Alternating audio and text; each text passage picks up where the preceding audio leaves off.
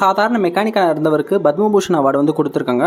So Padma Bhushan award சும்மா fans 100 கோடி 200 கோடி அடிச்சப்போ கொடுப்பாங்களான்னா அதான் கிடையாது. ஸோ பத்மபூஷன் அவார்டு கொடுக்குறதுக்கு முன்னாடி நிறைய குவாலிட்டிஸ் இருக்குது. அதுக்கு பேர் தான். ஸோ அஸ் அ மெக்கானிக்காக இருந்தவரை வந்து ஒரு இன்ஸ்பிரேஷன் ஸ்டோரியாக வந்து சிபிஎஸ்சி 5th ஸ்டாண்டர்ட் புக்லேயும் வந்து போட்டிருக்காங்க. சினிமா துறையிலே வந்து ஹெலிகாப்டர் கொட்டக்கூடிய ஒரே ஒரு ஆள்னு பார்த்தாப்புல அது அஜித்குமார் சார் தான்.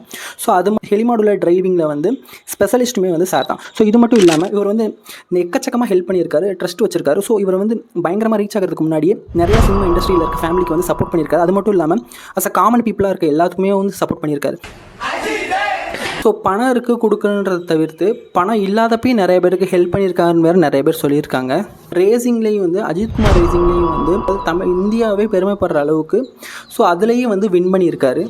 ஸோ இந்த மாதிரி கேரக்டர்லையும் சரி, அதாவது ஹெல்பிங் டெண்டன்ஸ்லையும் சரி, அதாவது சாதனைகளையும் சரி, சாம்பியன்லையும் சரி, சினிமா துறைகளையும் சரி, ஸோ இருக்க எல்லாத்துலேயுமே வந்து அவர் வந்து அவரோட ஃபுல் பொட்டன்ஷியலை காமிச்சோம்.